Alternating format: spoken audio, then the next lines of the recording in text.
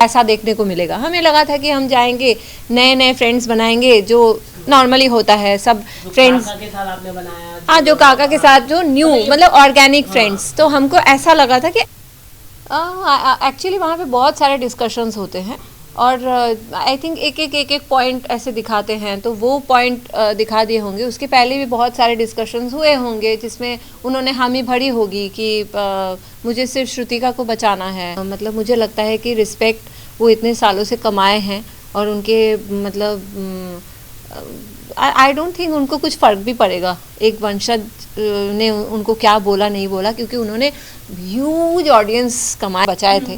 तो मैं उस वहाँ से ही हम लोगों का मतलब अलायंस वैसे ही हो रहा था धीरे धीरे।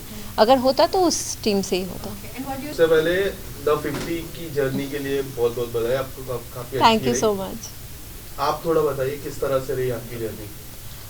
द 50 शो में जब द 50 शो के लिए जब मेरे पास कॉल आया था तो मुझे बहुत बहुत ज़्यादा अच्छा लगा, क्योंकि मुझे बोला गया कि आप और विक्रांत जी आप दोनों एक साथ आएंगे। और ये साल का हमारा पहला इतने बड़े रियलिटी शो में ऑफ़र आया, तो हमें तो बहुत ही अच्छा लगा एंड हम बहुत एक्साइटेड हो गए कि 50 लोग होंगे, 50 सेलिब्रिटीज़ एक घर में कैद, और कैसे होंगे उनके मेंटालिटीज़, कैसे होंगे उनके स्ट्रैटेजीज़। तो ये सब सोच के हमको बहुत अच्छा लगता था। You entered the house with the motto that whoever does good to me, I'll also do good to them. Yes. तो आपने उस स्ट्रेटेजी को अपनाया, बट आपको लगता है वो स्ट्रेटेजी वर्क करी है कि नहीं? एक्चुअली हम सोच के जो आते हैं वैसा होता नहीं है, इसीलिए मैं हमेशा सोचती हूँ कि पहले से सोच के ना जाया करो। जो सिचुएशंस होंगे वहाँ जाके जैसे फेस करेंगे उस हिसाब से यू हैव टू रिएक्ट।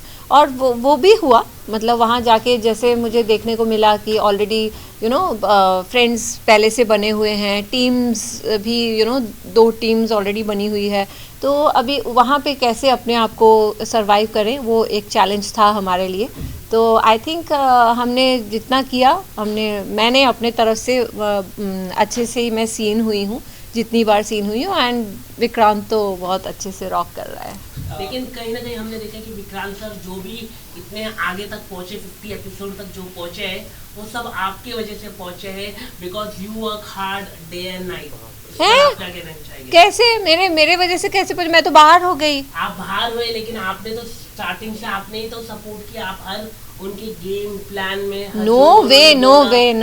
फिर आपने शो नहीं देखा है। मेरे अंदर ऐसा कुछ स्ट्रैटेजी, ऐसा कुछ स्ट्रैटेजी था ही नहीं। Game strategy in a sense आप उनके हाँ में हाँ तो आप बोलते थे, हाँ ऐसा करना है वैसा। तो हाँ में हाँ अगर बोल रही हो तो है ना, वो फिर मास्टरमाइंड उसी का चल रहा था ना। ऐसा कुछ नहीं है, लायन का मास्टरमाइंड है वो जो बोलते थे, वो जैसा गेम प्लान करते थे, हम लोग उस हिसाब से गेम खेलते थे। और मुझे अच्छा लगा कि हमको इतने मतलब न्यू टाइप्स के गेम्स खेलने के मिले। खुलकर आप खेलते तो आप भी ज्यादा दिन तक टिकते, आप बात करते सबसे, मतलब आप नहीं वो उसमें के साथ थे, आप अपने ही जो अलायंस थी उनके ही साथ थे आप। हाँ, क्योंकि मैं बताना चाहूँगी कि मैं किसी टीम के मतलब जो टीम्स ऑलरेडी जो बने हुए थे, बाहर से जो बन के आए थे, हमें ऐसा नहीं लगा था कि वहाँ पे जाके ऐसा देखने को मिलेगा। हमें लगा था कि हम जाएंगे, नए नए फ्रेंड्स बनाएंगे, जो नॉर्मली होता है सब फ्रेंड्स। के साथ आपने बनाया हाँ, जो काका के साथ जो न्यू मतलब ऑर्गेनिक फ्रेंड्स। तो हमको ऐसा लगा था कि ऐसा कुछ होगा। जो 2 ग्रुप थे वो आप लोगों को निकालने के लिए। हाँ। तो फिर अभी वहाँ पे जाके फिर देखने को मिला कि ऐसा कुछ हो रहा है, तो हम क्या ही करते। तो हमको समझ में आया, हम उस हिसाब से हम आगे बढ़ते गए। हम अपने आप को पहले एक दूसरे को बचा रहे थे, फिर फाइनली उनको लगा कि नहीं, इन 5 को उड़ाओ। ये नया वर्ड सीखा है मैंने। दिग्विजय के साथ क्या अपॉर्चुनिटीज मिली थी आपके और दिग्विजय की? आप बहुत ज़्यादा चिल्लाते हुए नजर आते थे। एक्चुअली उनका क्या था, वो शुरू के दिन से ही मतलब विक्रांत को नॉमिनेट कर रहे थे। तो मुझे वो बहुत ही बुरा लगा, क्योंकि जिसका कोई स्टैंड ही नहीं है, कि वो पहले दिन जब रजत के साथ उसका इतना कुछ हो गया, इतना हाथापाई हुआ, तब उसने कोई स्टैंड नहीं लिया। उसने रजत के खिलाफ कुछ नहीं बोल पाया। रजत की टीम में ही जाके बैठ जाता था। उसको उसके मतलब स्ट्रैटेजीज़ में हाँ में हाँ मिलाना एंड ऑल एवरीथिंग वो करता था। उसका तो फिर ये होना चाहिए था ना कि इसने मुझे मारा, इतना सब कुछ किया है, तो मैं उसको नॉमिनेट करूँ। तो वो सब उसने कुछ किया ही नहीं, उसने कुछ भी स्ट्रैटेजी, कुछ भी उसका गेम प्लान मुझे समझ में नहीं आया।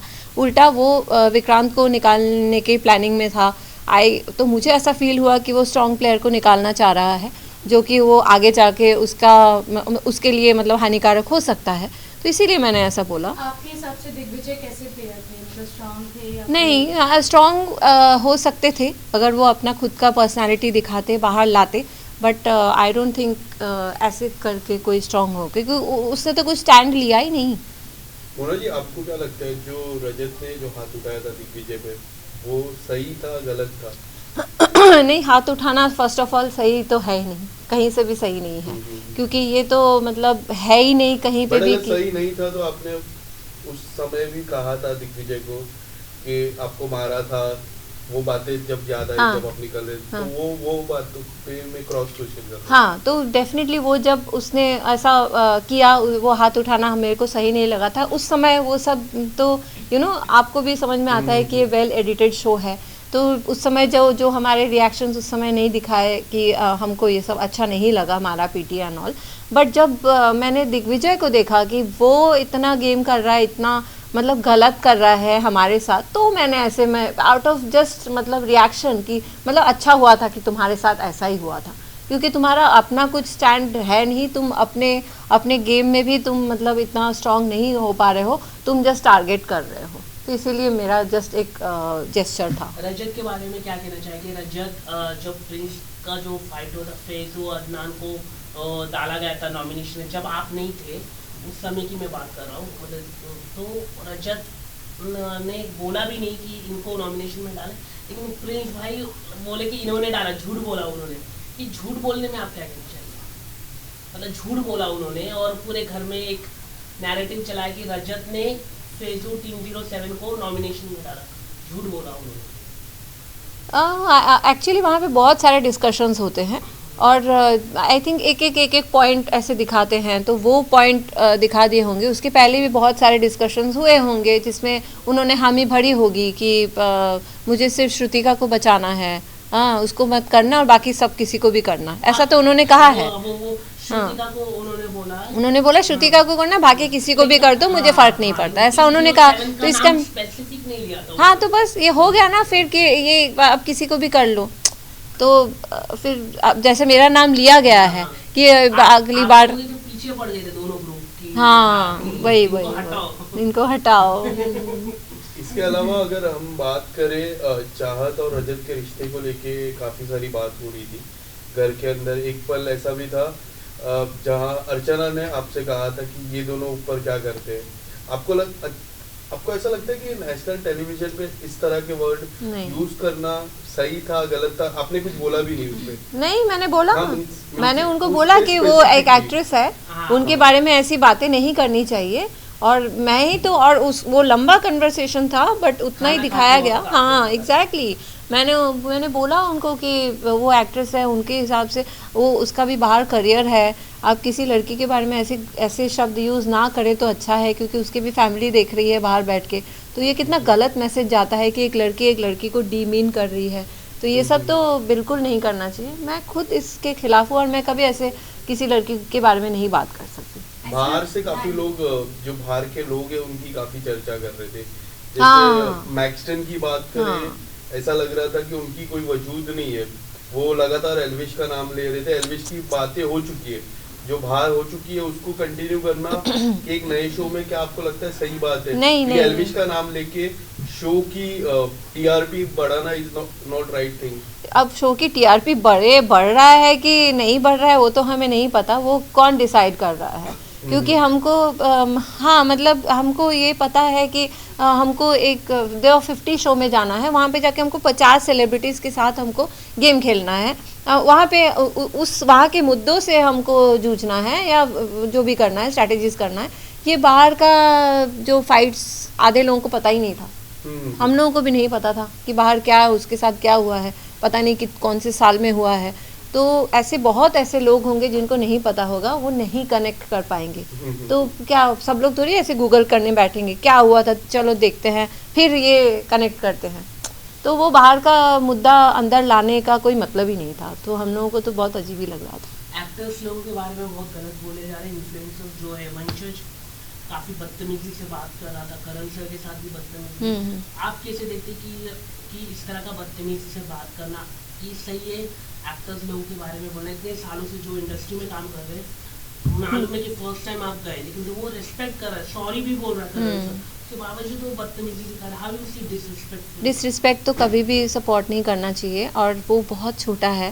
आउट ऑफ जोश अगर उसको निकल गया है तो मतलब शायद कुछ लोग माफ़ कर दे, बट मेरे हिसाब से ये तो गलत है। और मतलब मुझे लगता है कि रिस्पेक्ट वो इतने सालों से कमाए हैं, और उनके मतलब आई डोंट थिंक उनको कुछ फ़र्क भी पड़ेगा एक वंशज ने उनको क्या बोला नहीं बोला, क्योंकि उन्होंने ह्यूज ऑडियंस कमाए हैं, उनका प्यार इतने सालों से पाए हैं। तो मतलब वो क्या बोल रहे हैं, आई डोंट थिंक करण जी को भी कुछ फ़र्क पड़ा होगा। अलायंस को लेके जो है कि एक अलग अलायंस हो गई थी, एक्टर्स की अलग अलायंस है, इन्फ्लुएंसर्स की अलग अलायंस है। ये कई हद तक क्या आपको लगा कि आपके गेम को अगेंस्ट गई? क्योंकि अलायंस की बात कर रहे थे, ऐसा भी हो सकता था भोजपुरी की अलग अलायंस हो सकती थी। आप नहीं, बट हम लोग कम थे ना, हम लोग तो जितने भी लोग थे। तो अलायंस के बारे में आपको नहीं लगा कि एक नॉर्थ का अलग अलायंस होना चाहिए था? फिर उसके लिए फिर और भी कुछ नॉर्थ के लोगों को लेके जाना चाहिए था, बट मैं ऐसा नहीं मानती हूँ। मुझे ऐसा कुछ डिस्क्रिमिनेशन मुझे समझ में नहीं आता है। मुझे लगता है ऐसा नहीं होना चाहिए। हर किसी को हर किसी के साथ मिलके फिर गेम खेलना चाहिए था। मैं तो ऐसा ही सोच के गई थी। और हमारे भोजपुरी इंडस्ट्री से भी जैसे नीलम और डिम्पल वो लोग भी गए थे, तो डेफिनेटली हर कोई चाहेगा कि मैं आगे तक जाऊँ। तो जब दूसरे पल्ले इतने भारी है, इतने अलायंस में वो लोग इतना वो है, तो वो लोग भी चाह रहे थे कि हम वहाँ जाए सो दैट हम आगे तक बढ़ें। बट ये भी साथ में सोचना चाहिए था उनको कि आप सबसे लास्ट प्रायोरिटी में हैं। As you have mentioned before कि अंदर 2 टीम्स बन गई थी, तो अगर जैसे कि अगर आपको बचना होता तो व्हाट यू विश कि आप कौन सी टीम को ज्वाइन करती? एक्चुअली मैं वही टीम में ज्वाइन नहीं करना चाह रही थी। हाँ, like you have to choose. अगर अभी ये करके कोई फ़ायदा नहीं है, क्योंकि मैं बाहर आ चुकी हूँ। मतलब मैं डेफिनेटली अगर क्योंकि मुझे प्रिंस की टीम ने 2 बार मुझे पहले बचाए थे, तो मैं वहाँ से ही हम लोगों का मतलब अलायंस वैसे ही हो रहा था धीरे धीरे। अगर होता तो उस टीम से ही होता। And what do you think कि नेक्स्ट कौन बाहर आएगा? मैं तो मेरे पहले ही और कई लोगों को सोच रही थी। खैर